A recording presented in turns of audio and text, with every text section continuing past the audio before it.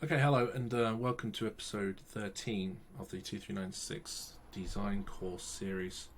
Today, what we're going to do is we're going to take a look at the how to approach the project, the large practical project task. The project's supposed to take about 40 hours of work, but some training companies will give you a year or 2 years or so. What often can happen is you go on the training and you do day after day after day after day of calculation exercises, and you have your assessment or your exam, and then you're told to go and do a project. And the project is assessor marked, so whilst the City Guild will do an external verification on that to make sure that it's good enough, there's no real answer sheet, and that makes sense because there's 101 different ways to do a design. And if you were to say, "Oh, they must design it this way," that's kind of being a bit silly. What they will do is they'll look at the paperwork that you give them. And remember, I've mentioned in previous videos the importance of an OEM, making sure you give them all the information in the design that you have. Give them that information, and then what they need to do is verify that you've worked with it properly. So with the drawings, you can draw your cable routes and all your wiring, and then they can do the calculations that you've been trained on to verify that everything's okay. What I advise, though, is it can be hard to approach it because it sounds like a minefield of work. It's a lot to do, and quite often you can just be left to your own to do it.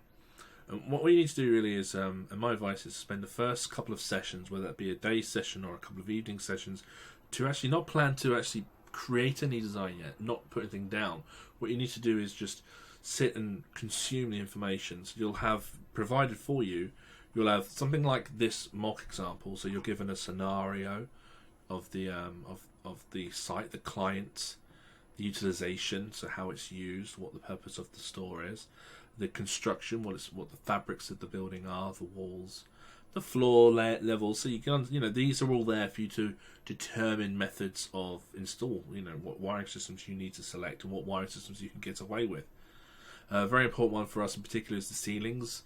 Quite a large area of this plan that we've got here, for example, has a suspended ceiling, so we can be quite free above the suspended ceiling as long as we secure the fixings properly, and we get quite a bit of freedom for that. And then you have the supply information, which we're going to use later on in another video, where we have that supply characteristic. We have the ZE and the PFC, and we need to verify an awful lot of things to verify protection of electric shock is there. So that information is essential, but that's all here. And then the last bit just tells us that we must comply with 7671 and hoists, lifts, telephones and stuff's outside of the scope of our design. At the bottom of this there would be an attached drawing, but you can also download directly from City Guild, or you may have been provided with digital copies of the drawings for the current project that's in place, and they're fairly good editable drawings. Now, when I did my 239120 project, the first thing I did, the thing I suggest that you do, is I had the clean copies provided by the trainer. But what I did is I took copies of those, just photocopies, and then I just drew on those. So I kept the stuff clean until I had my final design idea. And what I actually did is I had an A4 piece of paper with the diagram on, and I got those clear, those overhead projectors with the clear overlays that you could put over, and I had a pen and I'd put an overlay over the diagram, and I would draw a route for the trunking, and then I put another overlay on. Then in that trunking I would draw the circuitry of the earthing and bonding, or the main protective bonding, or the circuitry of the light circuit. So I had an overlay for every kind of thing. It was easy to manage, and it was easy for me to kind of not go on top of things. But nowadays, obviously, you may have access to something like Photoshop, and so you can just add the layers in there, if that's easier for you, whatever's easiest for you to work with and to manage it. That's absolutely fine. Starting point, though, is read the information, get a good understanding on the actual project, on what you're being asked to design, where you're being asked to design it, and the types of wiring systems you're going to naturally adopt. The next thing you need to do is, once you've studied your drawings, and going back to that, we can just look at this here. So we can see with this one we've got our intake position here, and next to that we've got DB1, But also we have upstairs a DB2. Now there's nothing in the actual spec that says that DB1 must be just power and lighting, or DB2 must feed X, so in this case I'm just going to go with this is for upstairs power, DB2 upstairs, and this is for downstairs power, DB1 downstairs. It just keeps things simple really for me. And again, fundamentally that doesn't matter as long as the specifications haven't asked for it to be different. The person marking just needs to verify that the method you've chosen to use, you've calculated the data correctly to work with that method, and that the method isn't a little bit stupid. So I'm noticing a couple of things with this drawing in particular. So I have my intake switch from here, but I have right next to it a goods lift, and I know from the wine regulations that we are not allowed in a service lift or a lift area. So I can't run power this way. So my main power is going to start off going this way. I also have a hoist which we can't get into that area for, and we have the staircase. So I'm going to bring my main power in this direction, and then I'm going to go this way, and we're going to have our suspended ceiling. So what I'm thinking is I'm going to run a main distribution all the way along the middle, and I'm going to come off of it with lighting and power in different directions for different circuits. I also notice a couple of larger power demands. So I see there's a 32 amp 3-phase supply here for a hoist. I can see over here 2 single-phase 32 amp supplies for the air curtain. Other than that, that's it. Everything else is lighting and power. So what I thought I would do is run a trunking, metal trunking, along the main centre of the catalogue shop, and I'd then come off in conduits towards the small power. But for the trunking, these 32 amps, it's probably going to be a pain in the ass. So what I probably will do is I'll either run a ladder with both a trunking and a tray on it, or I might just run trunking and a tray beside each other. We'll see as this goes later on. But what I can do right now is say, right, I can't go this way, I have to come this way, and then I want to go through the middle so that everything is of fairly even length of travel. Okay, and bear in mind this is the suspended ceiling. I can go over the suspended ceiling absolutely fine. This is the suspended ceiling. This, although it says in the scenario the suspended ceiling is not in storerooms, intake and stairwells, I'm going to assume then that this, because it's a goods in, there's racking, I'm assuming this is a storeroom. So I'll have the trunking in here. It'll be mounted nicely in conduits, but then over here it's just above the suspended ceiling, so it should just go in a straight line. Should get away with that. What I'll then do is decide what arrangement layout for my lighting and which route my conduits will go, and then I've got my small power, and we'll go from there. So if I go to Photoshop, bear in mind I've only spent 2 hours on this. I just needed it. I've had so much stuff with the 18th edition coming up and Royal Ascot and stuff, but I need to get some movement on this because I know people have been asking for it. But I'm going to do a follow-up video on this where I will show you the calculations for these routes that I'm showing you now. Even if I notice later on that these routes are a bit shit, I'm going to go with these and I'll do calculations for these. And it may be we determine the routes could be better because of the calculations. We'll see. So as I've suggested, I'm going to take my main distribution run from the board, and I'm going to go, I can't go this way, I'm going to go this way, around, and I'm going to go all the way through the middle. I always go through the middle if I can get away with it.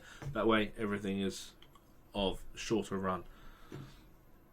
The trays, which will go along it, they may also extend. So here's something that marks the additional length for tray. So I've got this extra tray. This is a trunking ladder / tray run. Then I've got this bit here going here, which is just for this 32 amp 3-phase supply. I have at the end here for these two 32 amp 3-phase single phase supplies, and then there's this last one here, which is again it's just for the main bonding. I may put a small tray in to carry the bonding nicely. It doesn't really matter. I just need to know the route so I can determine the length. The next thing I need to do is decide what switching arrangement I'm going to need, because if I look at the drawing, there's no actual light switches here. The light switching for this area is actually, there's a multi-gang switch here and here for it. So what I need to do is get all my there'll be a big grid switch, and they're going to be switching all of these. Now I need to say, okay, well, do I want all of this on 2 switches, 3 switches, 4 switches? And to work that out, I think about common sense. Do you want 20 switches, 8 switches, whatever? But I also think about loading and layout. Now these are your 1200mm lamps, so off the top of my head that's the 58 or 54 watt ones. So probably looking at 5-6 amp for 10 of them. So on 10 amp circuits, I could switch 10 on a 10 amp circuit quite easily. That's my initial approach. So I'm going to think about putting 10 on a switch. And so what I need to do is just think about a layout. So if I have the first one on the first switch, okay, I've gone instead of going in a line like that, I went across so that if one light switch fails, it's not an area of darkness, there's shared lux from the other circuit. So there's one, there's the other, and then 3 and 4. So those are the 4 circuits I have at the moment laid out. That's all of the main area. The jewellery sales does have its own switch, but I'm going to include that for the ELV lighting here, which will just be on a little plug-and-click rose, and these will daisy chain off. And the same here for these ones. Probably, there's a multi-gang, so I'll probably have 3 on 1, 3 on 1, 3-gang switch for there, and 2-gang switch for there. Fundamentally, the lengths aren't going to change according to how I switch them, so it shouldn't be an issue there. But that's my initial approach with the lighting for that. I've now got my lighting out here, 8 lamps. There's a line here. Let me just go to this other drawing so you can see it clearer. There's an illustration. It shows you that this light and this light must work together on a 2-way configuration.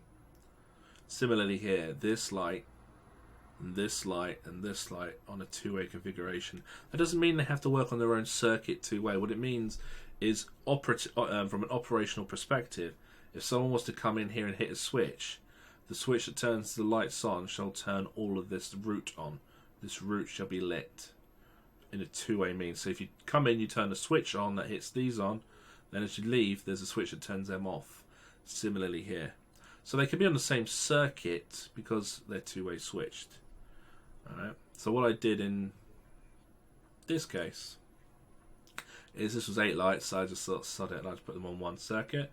And similarly here, 1, 2, 3, 4, 5, 6, 7, 8, 9, I put them on the same one. For now, just kept it simple. I haven't looked into the intake room or the stairwell yet. I was just thinking about, I don't want 101 light circuits. I just need to make sure that they're evenly balanced and they're evenly distributed and they're evenly switched. You could argue that, you should have these on 2 separate switches. I might decide that later on, but for now I just need to think about the wiring systems. I have already had a little thought about emergency lighting. There's obviously a doorway here and a doorway there, so there's emergency lighting there. There's obviously a doorway through, and I've had an estimate at the spacing at the moment, but what I will be doing is I'll be digging up 5266 and I'll be looking at the required lux levels to make sure I have suitable spacing on all of that. And I haven't even done the emergency lighting for the back end yet, but do remember that you should be considering that as well with your design, unless it says in the spec that you are not doing that area. We should be considering it with our design if we're putting this in. I'm not going to be thinking about a dedicated emergency lighting system with a standby supply thing, because this is a single catalogue shop. It's not a place of occupation, of habitation. It's not a place of people who are vulnerable. It's a small catalogue shop. Alarm goes off, out you get. So simple, non-maintained or maintained luminaires will suffice off of the normal electrical installation. I don't think there's any need for any further scope for that. The conduit runs. I started off by thinking about running the conduits like this, so a conduit to those lights, the conduit to those lights, the conduit to those lights, all from this trunking. And at first I thought, God, that'd take the mick if I was doing that actually. I then realised that the length of cabling was also quite long by running backwards like this to the trunking every time. I just thought, no, it's not practicable. So I then thought, okay, well, I'll go out I'll go through that with a plug-in click rose with the through box to a T, and then to another one. So my theory is, you know, the plug-in click rose is above the luminaires. And what I'll then do is I'll go along, and then either, depending on the scale, I'll just put through boxes, 2 throughs here with a plug-in click, or ideally they should be above the luminaire. So what I might do is then just go with tube work off there to a stop end, like that. Okay, so I haven't quite decided. I think that's probably how I would do it, similar with down here.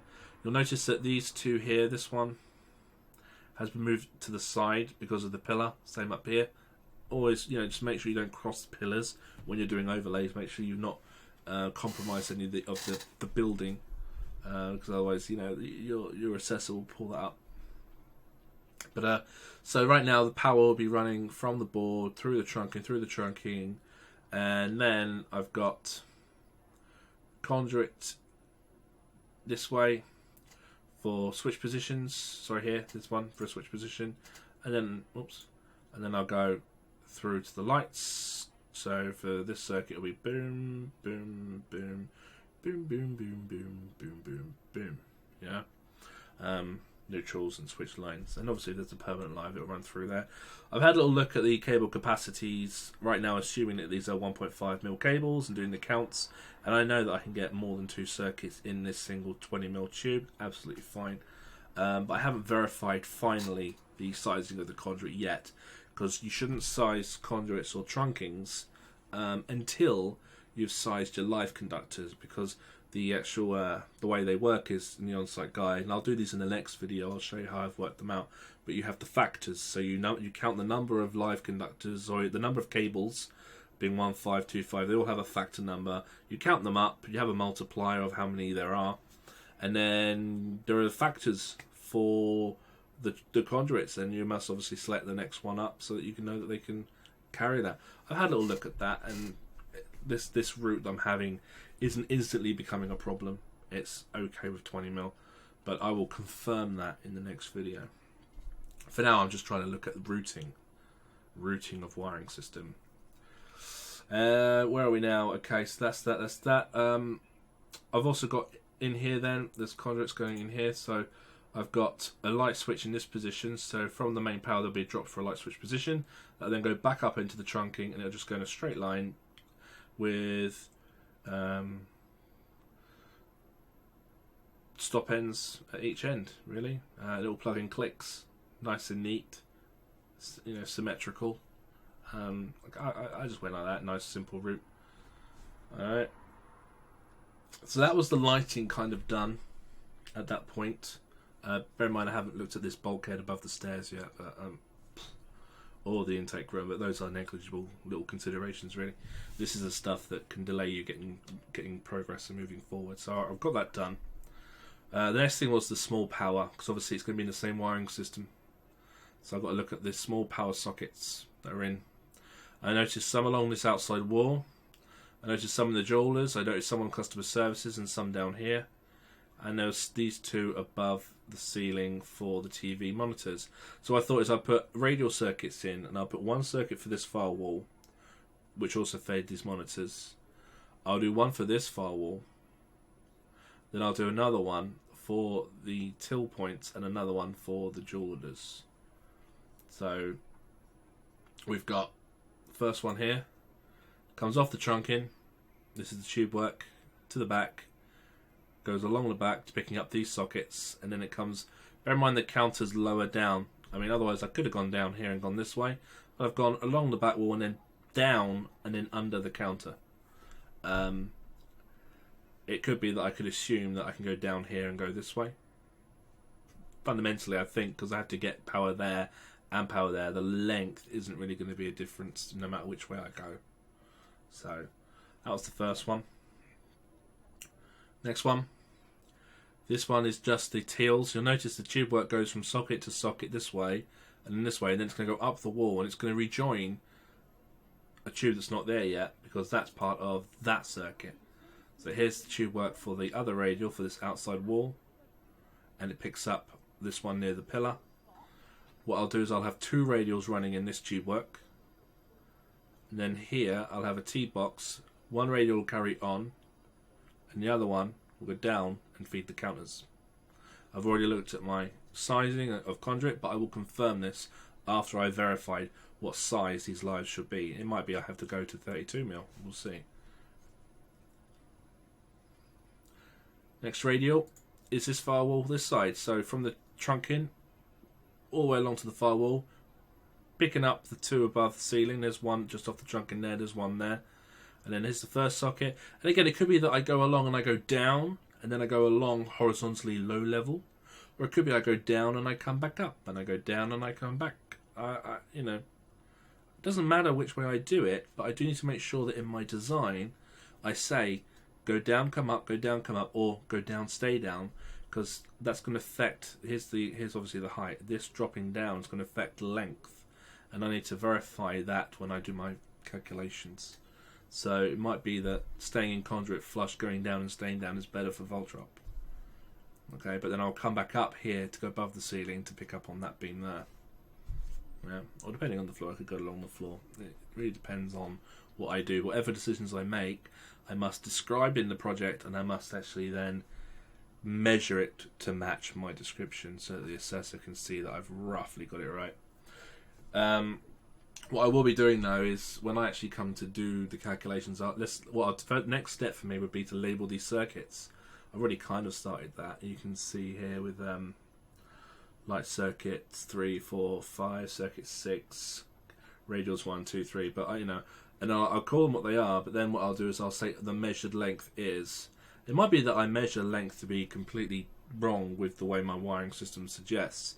But if I say my measured length is 32 meters, and I then carry out calculations to 32 meters, at least the assessor can say, right, well, he's made that one problem with his measurement, but everything else he's done okay to his assumption. So you want to state what length you've got and what length you're working to, so that he can then verify to that later on. Okay, so we're at that point. Yeah, we'll call it there. We'll call it this one for now. So the important thing is to spend your initial session of study time on this, studying the project, studying the instructions, studying the diagrams, get an understanding in your mind of the building fabric, the building layout. I mean, this was a catalogue shop. I could easily pop into a catalogue shop to get an understanding on how they're actually erected. And your project may be a fire station or a training centre or an office or whatever. You know, they're not going to be completely fictitious things. You can just pop in and have a good understanding on how they're used anyway. But the fundamental thing really is to get this good understanding of what the requirements are for the layout and for the structure and for the appropriate wiring systems. I know, according to the instructions that I had, that my sockets are all to be flush. And I know that it was here somewhere. Here we go. I know that all wiring systems and accessories have to be flush mounted with a matte chrome finish in public areas or metal clad finish in all other areas. So if I was to say in my design, I'll have surface mounted tube work down that wall, that shows I've not followed the client's request. So it's absolutely fine to do this kind of thing, but as long as you're saying to yourself, it will be flush mounted, sink it in the wall, make sure your design reflects a flush mounted install. If I said, I'm going to put dado trunking plastic surface mounted along the wall here, along all these sockets, that tells the assessor that I've not read the spec properly. This should be a flush mounted tube work wiring system with, in the public area, nice polished pretty sockets. Alright, so do make sure that you follow through to the spec as much as you can. There we go. We'll leave it at that. That's the point of this video. It's just to try to give you that push.